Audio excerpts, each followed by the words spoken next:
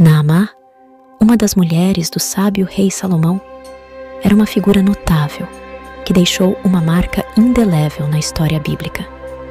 Sua história é uma tapeçaria de beleza, sabedoria e graça, que se entrelaça com a narrativa do reinado glorioso de Salomão. A beleza de Naamá era lendária. Sua aparência era tão deslumbrante que muitos a consideravam uma das mulheres mais belas da época.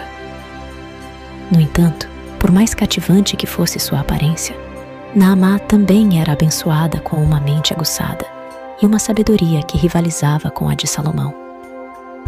Naamá foi a mãe de Roboão. Na história bíblica, Naamá é citada brevemente apenas nas referências ao seu filho, após este suceder Salomão no trono de Israel. Portanto, biblicamente a história de Naamá é um tanto desconhecida. O nome Naamá significa agradável ou prazeroso.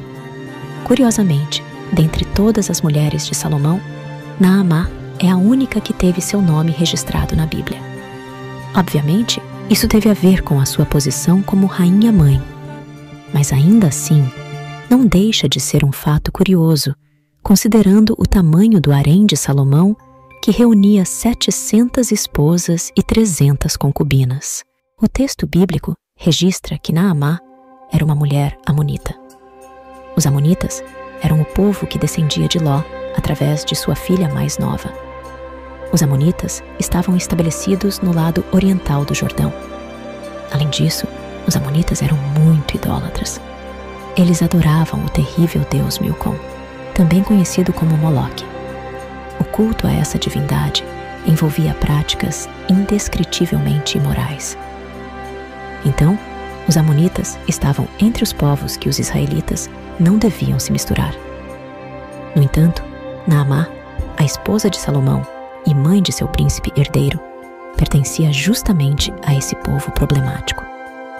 Por isto, frequentemente, os eruditos do Antigo Testamento falam do casamento de Salomão e Naamá como um casamento ilegal. A Bíblia não fornece nenhum detalhe específico sobre o círculo familiar de Naamá. Contudo, a maioria dos intérpretes presume que ela devia ser uma princesa pertencente à casa de Naás, um rei amonita que foi derrotado por Saul no início de seu governo, mas que depois estabeleceu uma boa relação com Davi. Algumas pessoas pensam que o Naás que foi cordial com Davi não era o mesmo Naás do tempo de Saul, mas isso é muito improvável. Seja como for, Naás tinha 2 filhos, Hanum e Sobi.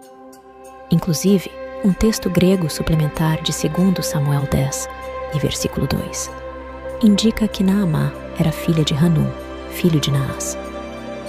Porém, considerando que Hanum foi hostil com Davi quando este tentou consolá-lo pela morte de Naás, alguns estudiosos consideram que talvez Naamá fosse filha de Sobi. Diferentemente de seu irmão, Sobi foi amigável com Davi durante sua fuga no contexto da rebelião de Absalão. Uma questão discutida pelos intérpretes bíblicos diz respeito ao momento em que teria ocorrido o casamento entre Salomão e Naamá. O único detalhe no texto bíblico que lança alguma luz sobre isto tem a ver com a idade de Roboão quando ascendeu ao trono de Israel. Primeiro, a Bíblia diz que o rei Salomão reinou durante 40 anos em Jerusalém.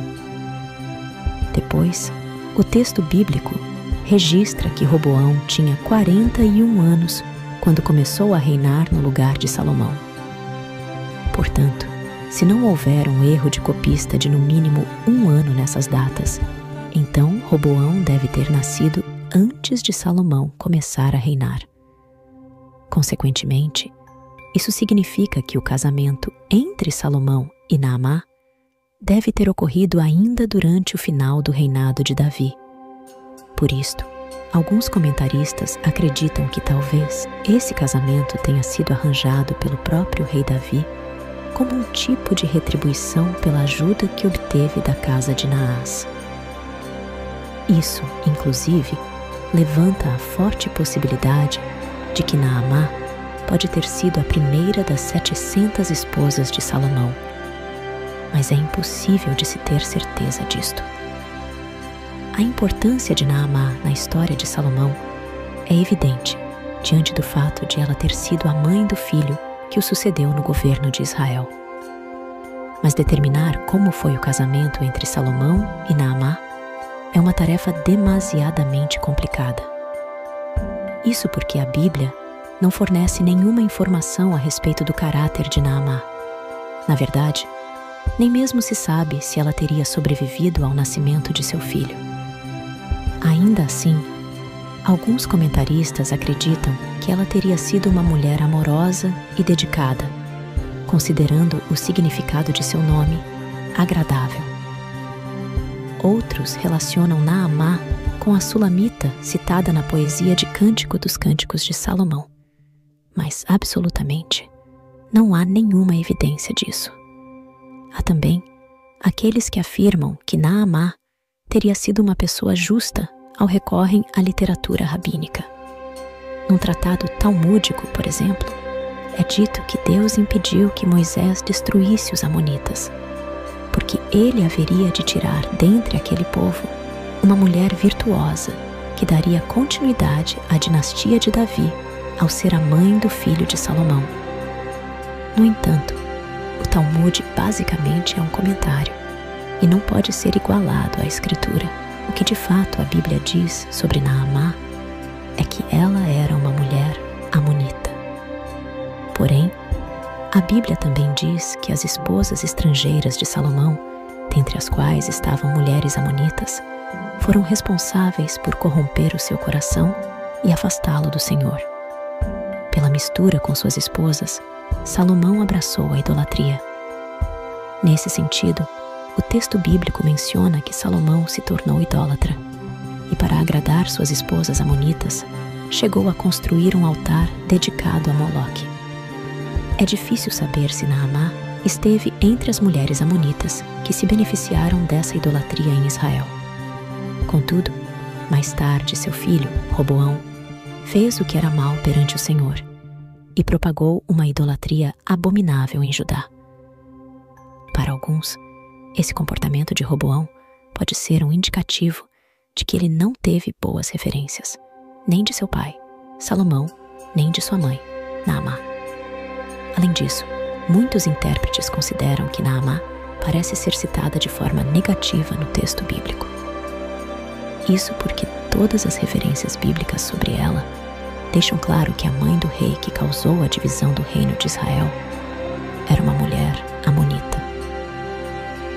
Obviamente, a amonita Naamá poderia ter sido alcançada pela graça de Deus, assim como Ruth, uma mulher moabita que abraçou a fé no Deus de Israel e foi contada na comunidade da aliança. Sem dúvida, Naamá poderia ser uma exceção às esposas idólatras de Salomão, mas não há como saber.